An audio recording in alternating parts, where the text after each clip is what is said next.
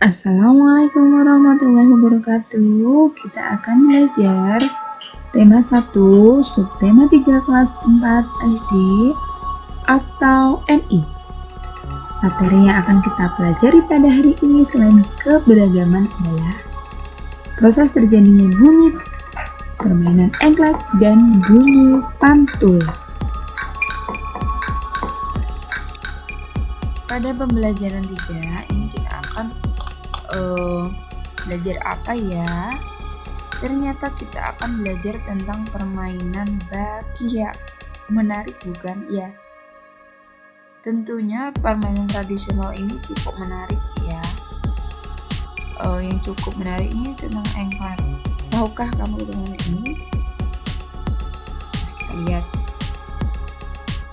Di sini jumlahnya 2-5 orang.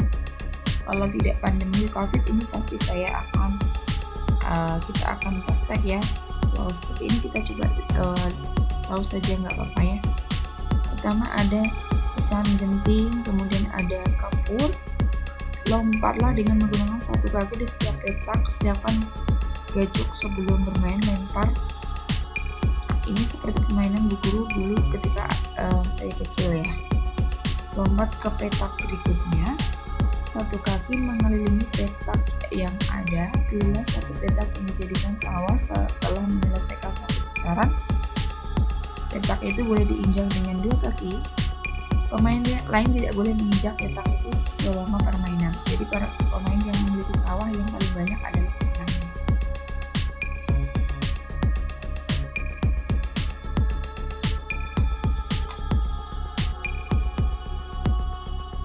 Jadi ini permainan engklek ya, memerlukan keterampilan lokomotor, yaitu kemampuan yang melakukan gerakan anggota tubuh sehingga seluruh tubuh berpindah tempat.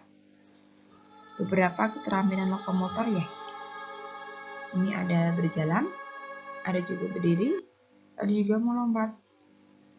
Nah, kita buka ya, kalau anak-anak masih bertanya-tanya permainan engklek itu seperti apa, sekarang kita coba searching di sini.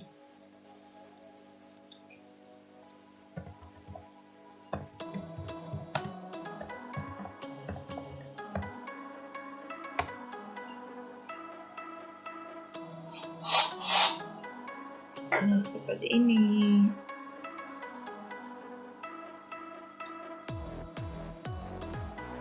Nah, jadi pasti teman-teman anak-anak pasti pernah ya memainkannya. Kalau belum, silakan bisa bermain dengan orang tua di rumah. Kita coba yang YouTube-nya ya.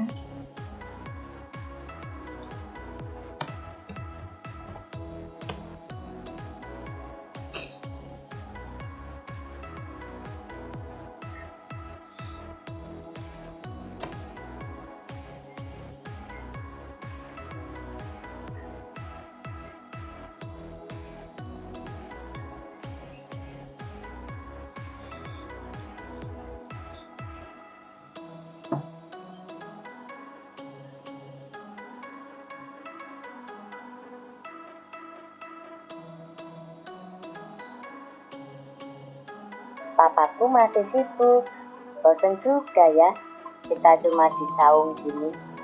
Teman-teman yang lain udah pada liburan. Clara, Bintang, kalian sedang apa? Bu, cuma lagi ngobrol aja nih.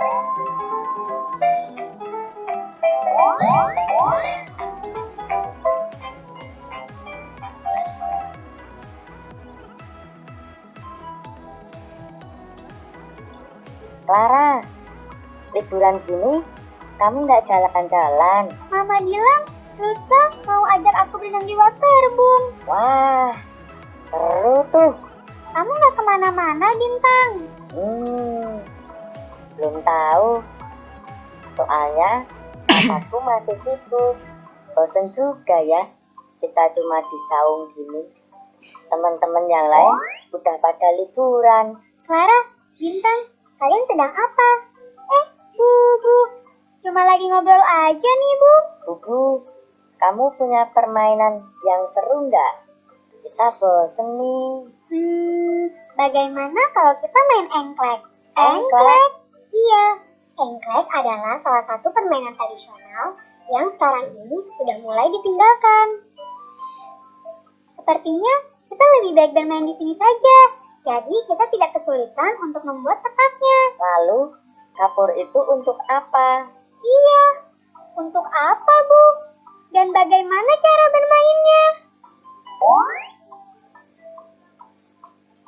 Sebelum kita mulai bermain, kita harus membuat petak terlebih dahulu, teman-teman. Kita bisa membuatnya dengan menggunakan kapur. Lalu, kita membutuhkan batu datar atau pecahan genting untuk masing-masing pemain. Cara bermainnya adalah dengan melempar batu atau pecahan genting yang kita punya ke petak nomor 1. Lalu, pemain harus melompat ke petak nomor lainnya dengan satu kaki. Ingat ya teman-teman, batu yang kita lempar tidak boleh melewati petak dan kaki kita harus tetap melompat dengan satu kaki. Jika ada kesalahan yang dibuat, maka akan gugur dan berganti dengan pemain lainnya. Pemain yang mampu menyelesaikan satu putaran, lalu melemparkan batu lagi ke salah satu petak, maka petak tersebut akan menjadi kekuasaan pemain, yang artinya kotak atau petak itu tidak boleh diinjak atau dilewati oleh pemain lainnya. Nah, pemain yang memiliki daerah kekuasaan paling banyak adalah pemenang dari permainan engklek ini. Ayo, sekarang kita mulai bermain. Kalian sweet saja untuk menentukan siapa yang akan jalan duluan. Ayo Clara, aku pasti menang nih. Yeay, aku duluan.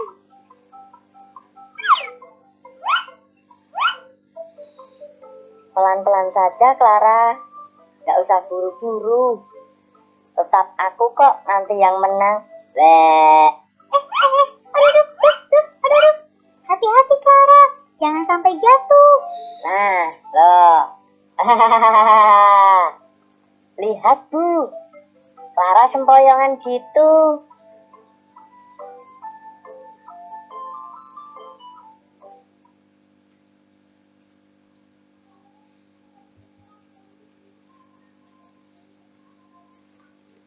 Kita kembali ya ke materi tadi.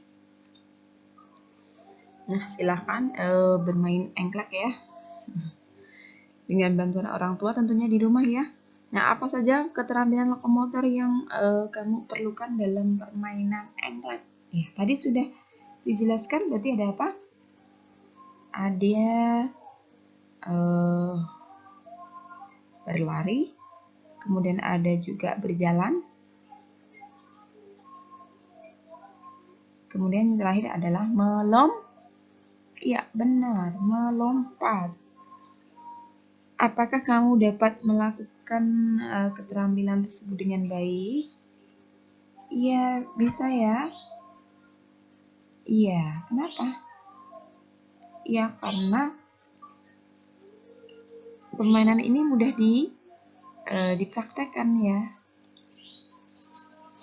Ceritakan pengalamanmu ketika bermain engklek kepada temanmu. Sekarang bisa bercerita ya, tapi praktek dulu di rumah. Kesulitan apa yang kamu temui?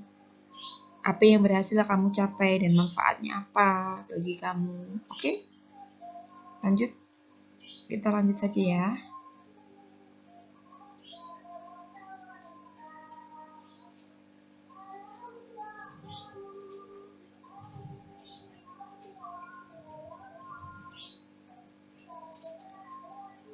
Oh, maaf, sebelumnya ada bacaan yang belum keluar ya anak-anak.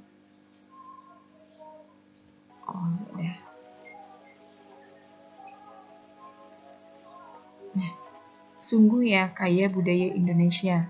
Sebagai anak Indonesia kita harus bersyukur dengan kekayaan ini. Kita dapat mencicipi makanan beragam, bermain permainan tradisional yang berbeda, dan tentunya mengenal kebiasaan-kebiasaan yang berbeda. Banyak hal yang kita bisa pelajari dari keanekaragaman itu.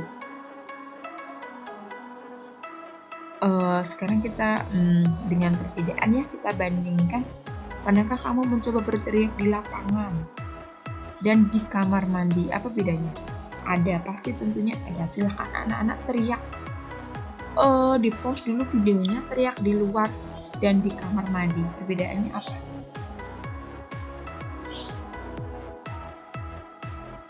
Nah, kalau di kamar mandi mungkin ada suara yang menggema ya, dipantulkan.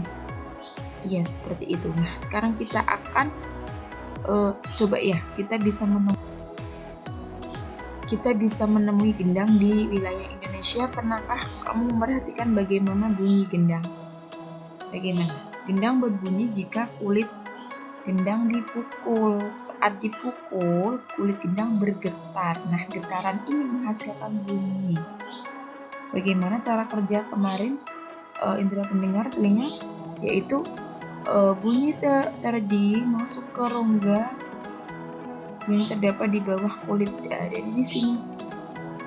di sini ada rongga masuk, bentuk rongga mempengaruhi bunyi yang dihasilkan. Makin kecil, ini kan kecil ya, makin kecil dan panjang, makin nyaring bunyi yang dihasilkan. Jadi bentuk berbeda pun, bentuk gendang pun mempengaruhi nyaring atau tidaknya bunyi. Sekarang ternyata setelah kita praktek tadi ya, ternyata ada pemantulan. Kita akan belajar tentang pemantulan bunyi dan penyerapan bunyi. Ternyata ya. Jadi sebuah kelereng yang kita lempar ke dinding yang keras akan mengalami pemantulan, bener nggak? Kembali. Ya, jadi pemantulan itu nanti kelerengnya akan kembali ya. Nah, bunyi juga seperti itu, dapat kembali atau memantul jika dalam perambatannya dihalangi oleh benda yang keras. Contohnya kayu, kaca, dinding, atau besi. Tadi seperti yang dimana praktek di dalam kamar mandi ya. Nah, sekarang penyerapan bunyi. Selain dipantulkan, bunyi pun bisa diserap. Benda yang dapat menyerap bunyi itu permukaannya lunak ya. Contohnya karpet, goni, kertas, kain, busa, dan wol. Jadi benda yang digunakan untuk mencegah terjadinya gaung atau kerdam ya, itu yang lunak tadi. Nah, ketika dinding dan langit-langit gedung pertemuan, studio rekaman, dan gedung bioskop dilapisi dengan bahan tersebut, ini supaya tidak terjadi gaung atau kerdam. Pemantulan tadi. Nah, sekarang macam-macam bunyi pantul. Yang pertama adalah gaung atau kerdam. Terjadi karena bunyi dipantulkan oleh dinding yang jaraknya tidak jauh dari sumber bunyi. Hal itu menyebabkan datangnya bunyi pantul yang ini. Kata kunci di sini adalah bersamaan. Ini perlu dicatat ya, bersamaan. Jadi datangnya bunyi pantul yang bersamaan dengan bunyi asli yang belum selesai terucapkan. Akibatnya bunyi pantul mengganggu bunyi asli sehingga suaranya yang terdengar tidak jelas. Kalau kamu seperti itu, jadi belum selesai. Misalnya kamu bicara ngomonglah di kamar mandi, itu kamu belum selesai, itu seperti ada pantulan, ada bunyi tadi yang muncul tapi belum selesai, jadi tidak jelas. Nah, ini contohnya tadi di sini ya, ada gambarnya. Sekarang kita lanjut ke gema.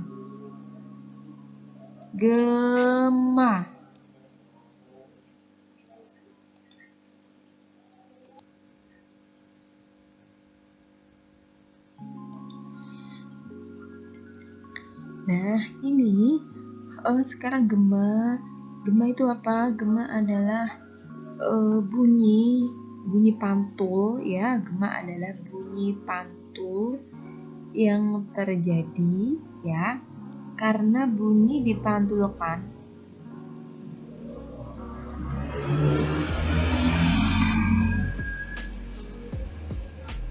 oleh dinding yang jaraknya jauh dari sumber bunyi. Nah, bunyi pantul yang ini terjadi ya. Sekarang pengertiannya adalah bunyi pantul yang terdengar ya, yang terdengar setelah bunyi asli selesai terucapkan. Jadi misalnya nanti anak-anak teriak halo, nanti akan ada jawabannya. Halo, seperti itu. Halo, halo. Jadi setelah bunyi asli selesai terucapkan. Jadi bunyi pantul yang terdengar ini lengkap sesudah bunyi asli. Kalau yang gaung tadi kan bersamaan. Kalau ini adalah setelah ya. Jadi ini kata kuncinya adalah setelah, tadi bersamaan.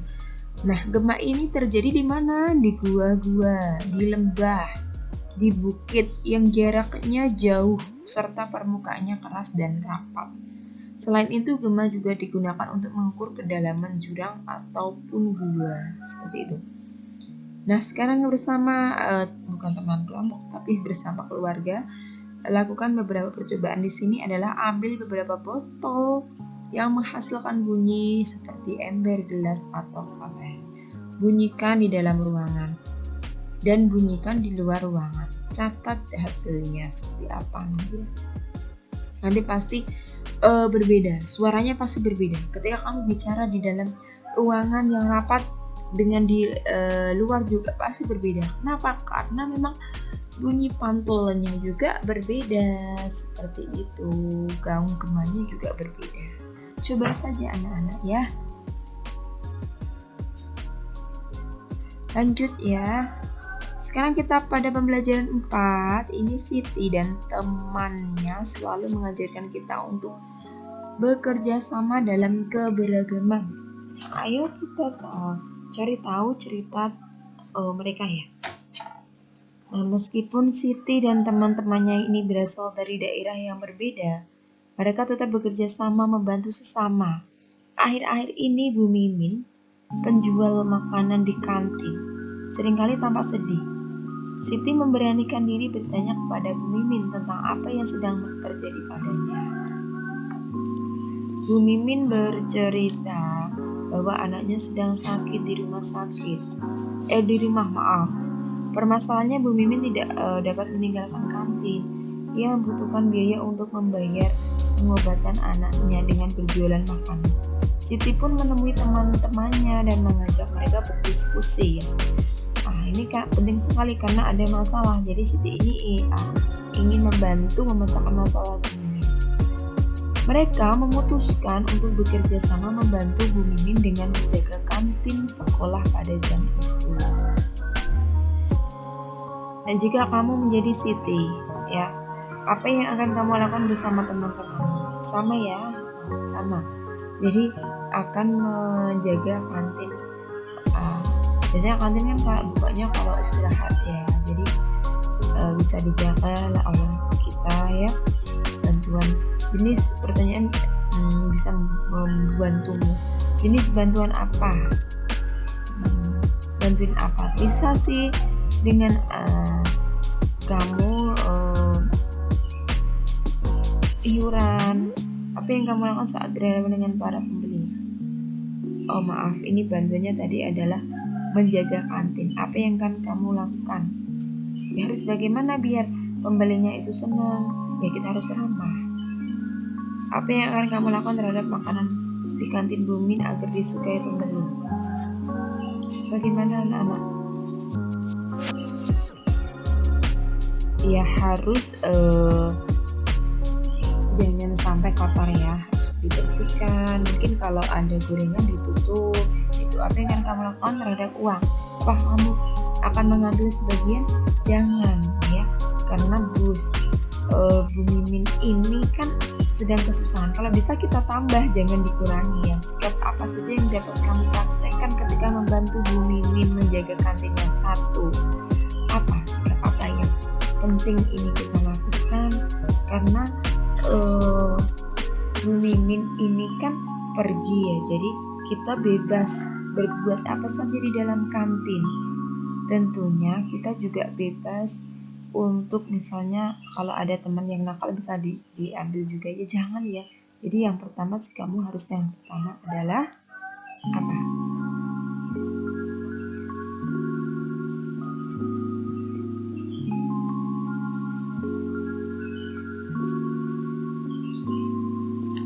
Jujur. Jujur. Apalagi?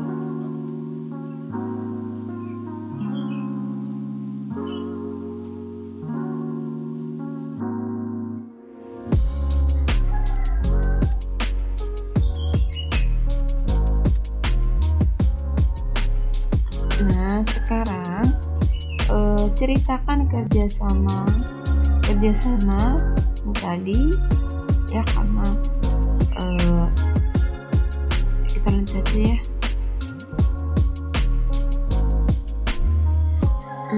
Ini juga matematika, jadi matematika berdiri sendiri kita lewatin. Nah, ini bagaimana ya, saya bahas apa ya. Ini itu cara untuk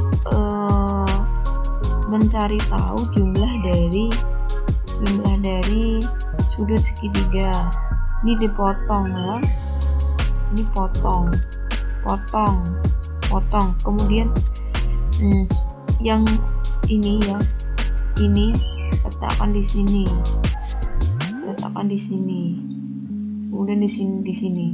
Ternyata pas ya, setengah lingkaran, jadi 180. Misalnya ingin membuktikan segitiga lain, boleh. Nah, seperti ini bisa melihat ini, kemudian dipotong, disobek bisa. Yang penting ujungnya nemu ujungnya juga sama 180 setengah lingkaran. Jadi semua segitiga jumlah sudutnya kalau dijumlahkan ada 180.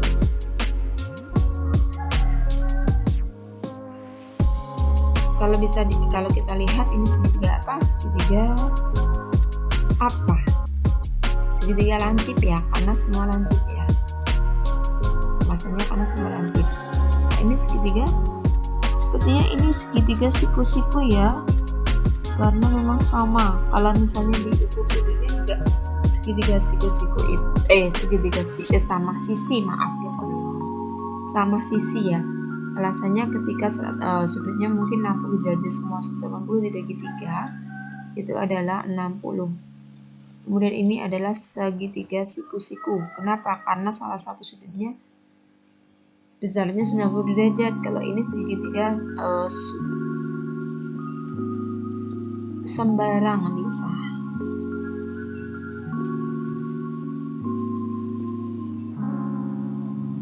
Lanjut. Nah, ini kalau ingin mengetahui sudut ini mudah saja, 180 kurangi 45 berapa? Ini 45 tambah 45 90. Jadi 180 dikurangi 90 ada. Iya, bisa dihitung sendiri. Nah, kalau ini 90 tambah 30 120. Berarti kurang berapa kalau 180 kurang? Ini 60. Bisa dihitung sendiri. Lanjut.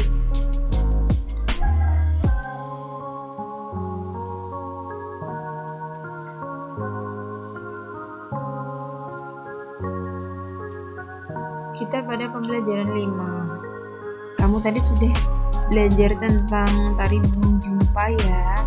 Iya. Bagaimana sebelum melakukan penampilan tari, apa yang harus dilakukan? Yang pertama itu lihat tempatnya ya, kemudian lihat formasinya, dan juga jangan lupa janjian dengan temannya, harus kompak gitu. Nah, ini ketika nanti tatap muka, misalnya temanmu sedang menari, kamu harus melakukan apresiasi, yaitu menilai yang baik apa, yang masih perlu ditingkatkan apa, dan sarannya bagaimana. Ini namanya berapresiasi ya. Nah, ini apresiasi seni adalah suatu penilaian terhadap suatu karya seni, mulai dari mengenal, menilai, dan yang terakhir adalah menghargai makna atau nilai-nilainya.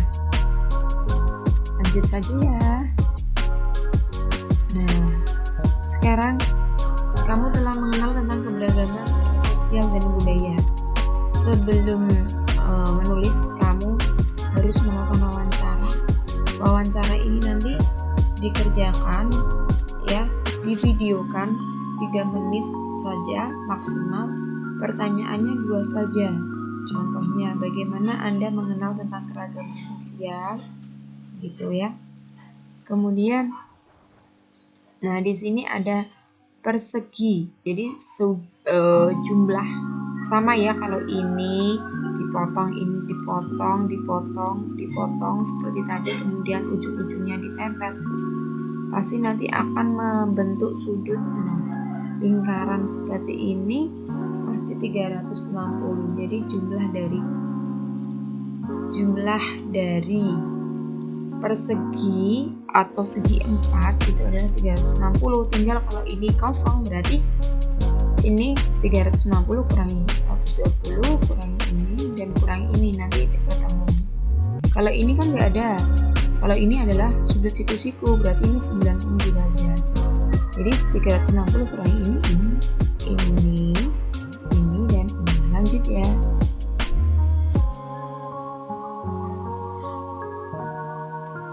Sekarang kita ke pembelajaran 6 ya. Sebelumnya kamu telah mengenal permainan engklek. Nah, ini tidak usah diulang ya, karena tadi sudah ada. Jadi kita langsung lanjut saja. Nah, permainan engklek ini salah satu alat yang digunakan di baju ya. Dilempar ke kotak-kotak seperti ini. Ini pola peta engklek. Yang mau bermain silahkan digambarkan.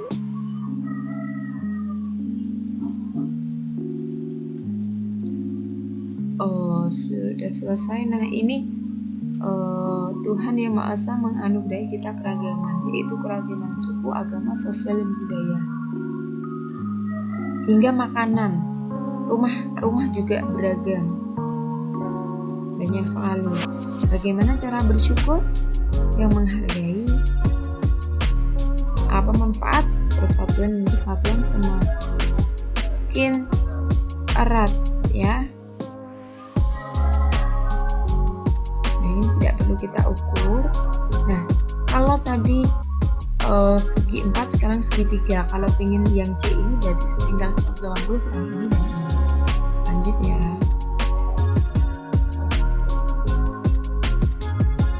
Jadi terjadinya terjadinya bunyi kemarin di subtema 2 sudah, karena ini evaluasi. Coba kita cari. Di sini ada bunyi pantul, yang dimaksud dengan bunyi pantul tadi juga sudah, ini juga sudah. Nah, kalau ingin diulang lagi, kita bisa lihat di YouTube saja ya, biar anak-anak lihat cara kerjanya lewat video.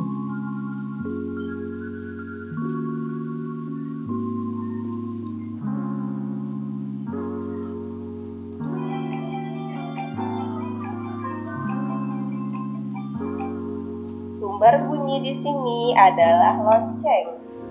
Ketika lonceng berbunyi, maka bunyinya merambat melalui udara, kemudian ditangkap oleh telinga bagian luar atau daun telinga. Gelombang bunyi kemudian masuk melalui lubang telinga dan diteruskan oleh saluran pendengaran kita. Gelombang bunyi yang diteruskan tersebut menggetarkan gendang telinga. Setelah itu, getaran diteruskan tulang pendengaran menuju rumah siput, melewati tingkat jorong dan tingkat bundar. Selanjutnya, getaran sampai di rumah siput dan menggetarkan cairan endolimfus di dalam rumah siput. Getaran tersebut merangsang ujung saraf pendengaran dan kemudian disampaikan ke otak. Akhirnya kita dapat mendengar sebuah bunyi. Agar lebih jelas, perhatikan bagan cara kerja telinga kita. Nah, di sini cara kerja telinga kita ya. Jadi ada udara yang bergetar membentuk bunyi tadi, ditangkap oleh daun telinga, masuk ke lubang telinga. Ya, daun telinga ini fungsinya kemarin apa? Menangkap ya, menangkap sumber bunyi. Kemudian masuk ke lubang telinga. Nah, dua bagian ini. Setelah itu lubang telinga tadi adalah menyalurkan sumber bunyi ke dalam gendang telinga. Selain itu lubang telinga itu juga tempat merekatkan kotoran. Jadi agar ketika ada kotoran yang masuk itu tidak sampai ke telinga tengah. Ya, itu fungsinya. Kemudian sampai ke gendang telinga.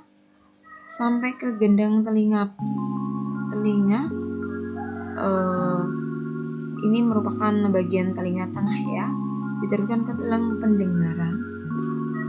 Tulang pendengaran ada martil, landasan, dan sanggurdi, dan diteruskan lagi ke tingkap jorong dan tingkap bundar setengah lingkaran ini ya.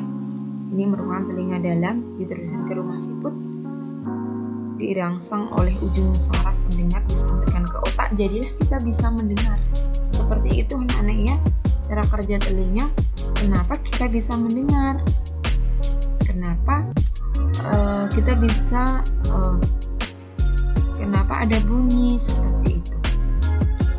Kemudian di sini ada jelaskan tadi ya, kenapa bisa mendengar, bagaimana proses terjadinya bunyi, itu sama saja ya.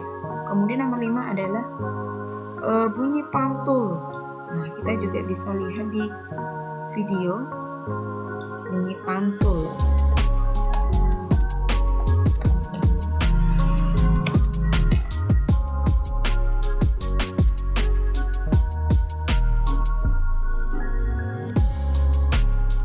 Bunyi pantul tadi ada 2 ya, gema dan gaung. Tadi juga sudah sih. Cuman kita lihat di sini video seperti ini animasi ya. Kita cari yang animasi ya. Ya, ini mungkin.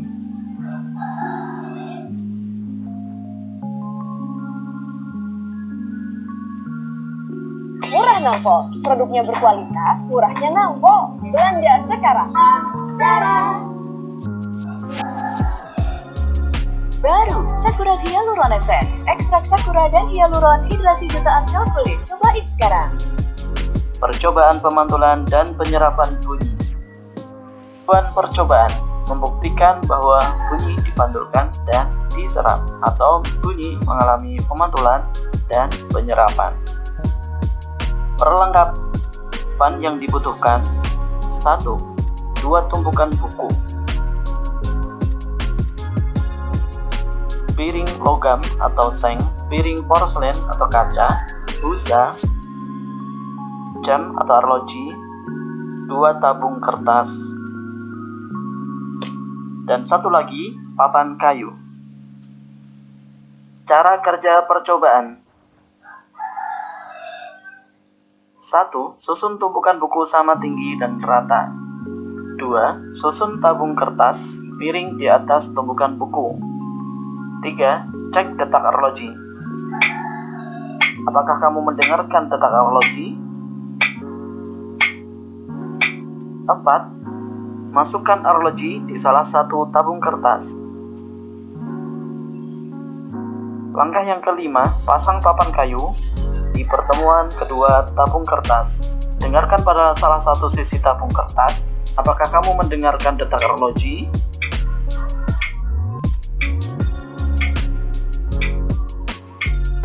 Langkah yang keenam, letakkan piring logam di pertemuan kedua tabung kertas. Dengarkan pada salah satu sisi kertas. Apakah kamu mendengarkan detak arloji?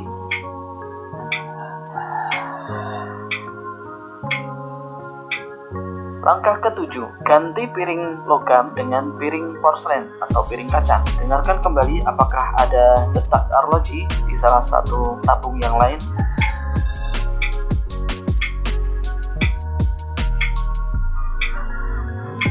Ganti piring porselen dengan busa. Coba dengarkan lagi di salah satu ujung tabung.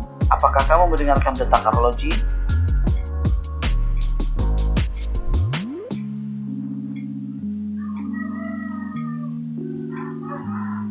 Hasil percobaan. Ketika arloji didengarkan langsung di telinga, akan terdengar bunyi arloji yang kencang.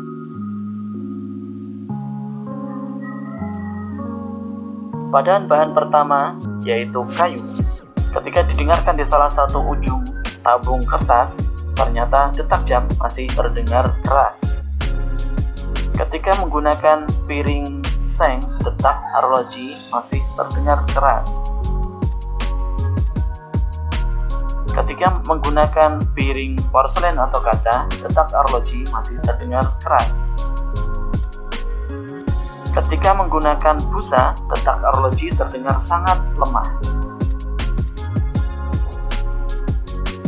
Kesimpulan percobaan. Bunyi yang dihasilkan dari detak arloji akan dipantulkan melalui zat padat yang kerapatannya tinggi, yaitu di sini papan kayu, piring seng, dan piring porselen.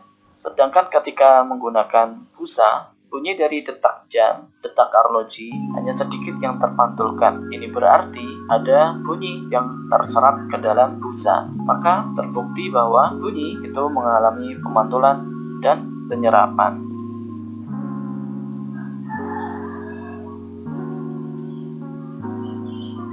Ibu terbang bawa madu. Dukung ia belajar sambil bermain.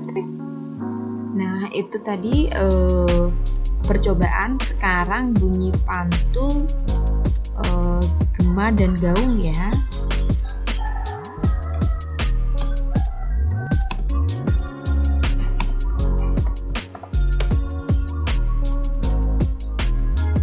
Nah, ini coba kita lihat.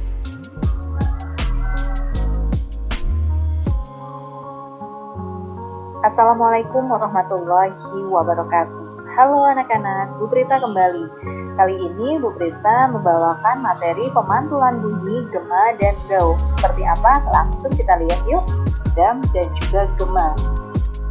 Yang pertama, kita mulai dari pemantulan yang memperkeras bunyi asli. Jadi anak-anak, saat kita bernyanyi di kamar mandi, suara terdengar lebih keras. Atau suara musik di ruangan tertutup terdengar lebih keras daripada di ruangan terbuka. Mengapa demikian? Jadi, penyebab bunyi terdengar lebih keras di ruangan kecil dan tertutup adalah pada ruangan kecil dan tertutup, bunyi asli dan bunyi pantul terdengar hampir bersamaan, sehingga bunyi pantul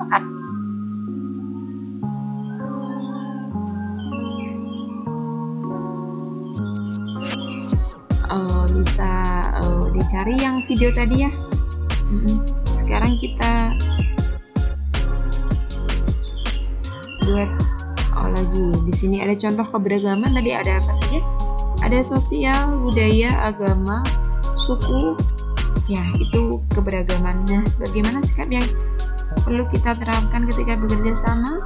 Menghargai, jangan saling bertikai, bertengkar gitu ya. Kemudian nomor 10 adalah bagaimana kamu mensyukuri keberagaman yang ada di sekitarmu dengan cara pertama mengenal, yang kedua adalah sama, menghargai. Nah, sudah selesai sekarang. Di sini ada sumber bacaan untuk literasi. Anak-anak silahkan bisa dibaca untuk dituliskan judulnya, kemudian digantungkan pada pohon literasi. Anak-anak bisa pause atau stop dahulu ya. Guru akan scroll ke bawah sebentar.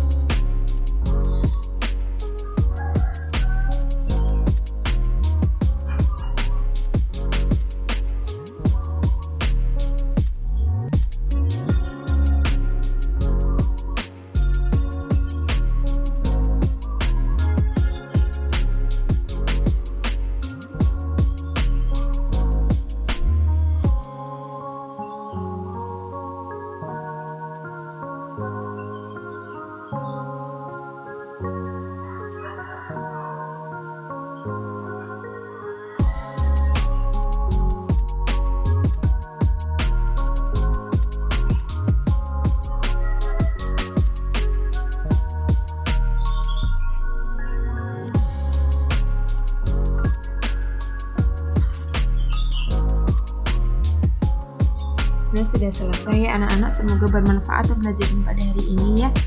Yang belum subscribe dan klik like loncengnya silahkan diklik dulu ya karena gratis. Oke. Jangan lupa anak-anak yang beragama Islam sholat 5 waktunya, ngajinya, dan selalu berdoa karena itu yang akan kita bawa setelah di berbeda alam nanti ya. Seperti itu pesan dari Bu Guru, dan jangan lupa untuk selalu menghargai perbedaan apapun ya. Emosinya juga dijaga ya anak-anak, jangan suka kita marah ya, kita harus meredam emosi ya. Cukup sekian, wassalamualaikum warahmatullahi wabarakatuh.